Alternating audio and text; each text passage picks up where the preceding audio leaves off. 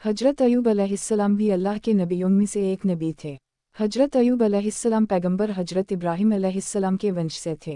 हजरत अय्यूब अलैहिस्सलाम हजरत इशका अलैहिस्सलाम के बेटों में से एक बेटे थे। अल्लाह ने आपको माल, दौलत और औलादों से नवाजा था। हदीसों के मुताबिक आपके 7 बेटे और 7 बेटियां हुआ करती थी। हजरत अय्यूब अलैहिस्सलाम उस वक्त अपने कबीले के बहुत मालदार सरदार थे और बहुत खूबसूरत भी थे। हजरत अय्यूब बहुत बड़े इबादत गुजार भी थे। वह अपना ज़्यादातर वक्त अल्लाह की इबादत में गुजारत थे।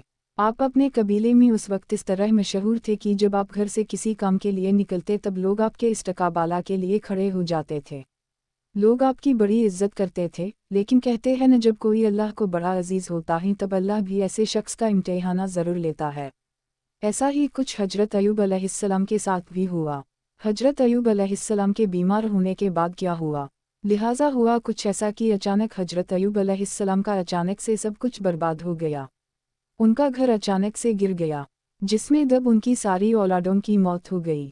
माल और दौलत सब खत्म हो गया और वह एक ऐसी बीमारी का शिकार हो गए जिससे उनके बदन का गोश्त गलने लगा। चेहरे पर फोड़े फुंसी होने लगे जिन पर कीड़े पर पड़ने लगे। उनकी हालत बहुत खराब हो चुकी थी। उनकी ऐसी हालत देखकर कबीले वालों ने भी उनसे नाता तोड़ लिया। जो कबीले वाले उनके इस्तकबाला के लिए खड़े हो जाया करते थे वह उनकी हालत खराब होने के बाद उनको बुरा कहने लगे। कबीले के लोग उन्हें ये कहते कि ज़रूर आपने कुछ गलत काम किया है जिसकी वजह से अल्लाह आपसे नाराज़ हैं और अल्लाह ने आपकी ये हालत कर दी है। लोग उन्हें ये भी कहने लगे कि ये कोई नबी नहीं है, ये एक बहुत बड़ा गुनहगार आदमी है। यहाँ तक कि कुछ लोगों ने उन्हें यह तक कह दिया था कि यहाँ से निकलो और जहाँ कचरा डाला जाता है वहाँ जाकर रहो, क्योंकि उनकी हालत इस तरह हो चुकी थी कि लोग उनके साथ रहने को तैयार नहीं थे। आपके जिस्म में इतने फोड़े हो गए थे कि पहचानना मुश्किल हो जाता। ऊपर से उन फरौम में कीड़े भी पड़ गए थे जो आपको बहुत तकलीफ देते थे। कबीले के लोगों को यह लग रहा था कि इनकी इस बीमारी से हमारे बच्चे भी बीमार पड़ सकते हैं। लिहाजा लोगों ने उन्हें कबीले से निकाल दिया। उस वक्त आप यानी हजरत अय्यूब अलैहिस्सलाम की हालत इतनी ख़राब हो चुकी थी कि वह खड़े भी नहीं हो पा रहे थे। लिहाजा वहाँ के लोगों ने उन्हें कपड़ों में लपेटकर एक लाठी के साथ कचरे के ढेर के यहीं छोड़ दिया। इतना सब होने के बावजूद हजरत अय्यूब अलैहिस्सलाम ने अल्लाह की इबादत करना नहीं छोड़ा। वह और उनकी बीवी उस जगह पर ऐसी हालत में भी अल्लाह का शुक्र अदा करते।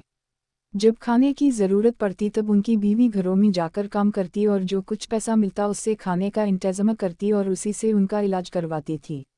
एक वक्त ऐसा भी आया जब हजरत अय्यूब अलैहिस्सलाम की हालत बहुत ही ज़्यादा ख़राब हो गई। जिस्म में कीड़े इतने पड़ चुके थे कि बदन से गोश्त खत्म होने लगा था।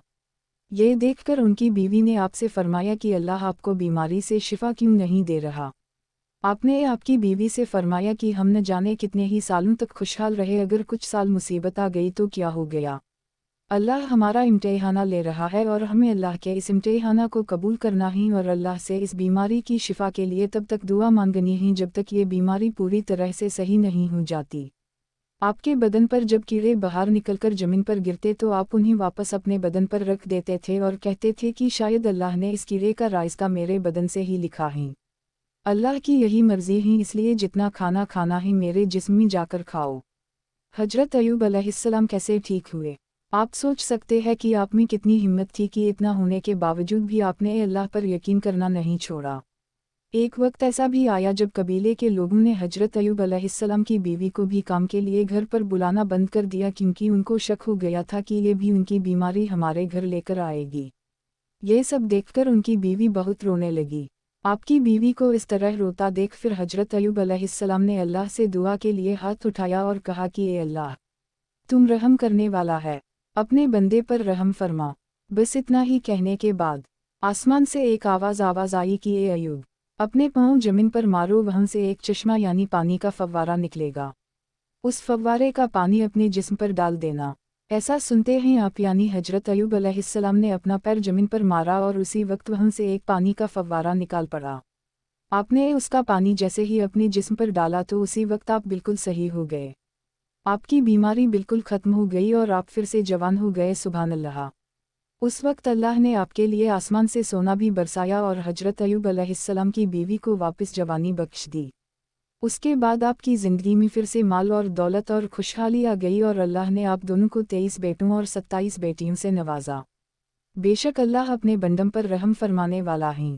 ایک حدیث کے مطابق اللہ کے پیارے رسول حضرت محمد صلی اللہ علیہ وسلم نے فرمایا کہ جب بھی آپ مشکل اور پریشانی میں ہوں تب آپ حضرت ایوب علیہ السلام کے امتحانہ کو یاد رکھنا، جنہوں نے اتنا سب کچھ ہونے کے باوجود اللہ کا شکر ادا کرنا نہیں چھوڑا۔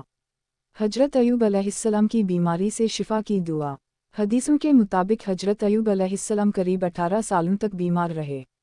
بیماری سے شفا کے لیے وہ ہر وقت اللہ سے دعا کرتے۔ ایک دعا جو حضرت ایوب علیہ السلام ہمیشہ بیماری سے شفا کے لیے پڑھا کرتے تھے وہ اس طرح ہیں: رب انی مسنی الضرور وانت ارحم الراحمین، ربی انی مسنی یادادر وانت ارحم الراحمین، ربای انی مسنی یاد ور وانت ارحم الراحمین۔ یہ دعا حضرت ایوب علیہ السلام اپنی اچھی صحت کے لیے کیا کرتے تھے، جس کی فاضلاتہ سے آپ بالکل صحت مند ہو گئے تھے۔ ہر مسلمان کو حضرت ایوب علیہ السلام کے امتحانہ سے سیکھ لینا چاہیے کہ چاہے کتنا بھی برا وقت ہو ہمیں ہر وقت اللہ کا شکر ادا کرنا چاہیے، کیونکہ اللہ کی مرضی کے بغیر کچھ ممکن نہیں، وہ جسے چاہے راجہ بنا دے اور جسے چاہے فقیر۔ اس لیے ہمیں چاہیے کہ کوئی بھی بیماری جو لاعلاج ہے یا آپ کا کوئی رشتہ دار یا دوست کوئی بھی بیماری سے پریشان ہے جو علاج کروانے پر بھی صحیح نہیں ہو رہی تو کثرت سے حضرت ایوب علیہ السلام کی یہ دعا پڑھے: رب انی مسنی الضرور وانت ارحم الراحمین، ربی انی مسنی یادادر وانت ارحم الراحمین، ربای انی مسنی یاد ور وانت ارحم الراحمین۔ انشاءاللہ ہر بیماری سے شفا ملے گی، آمین۔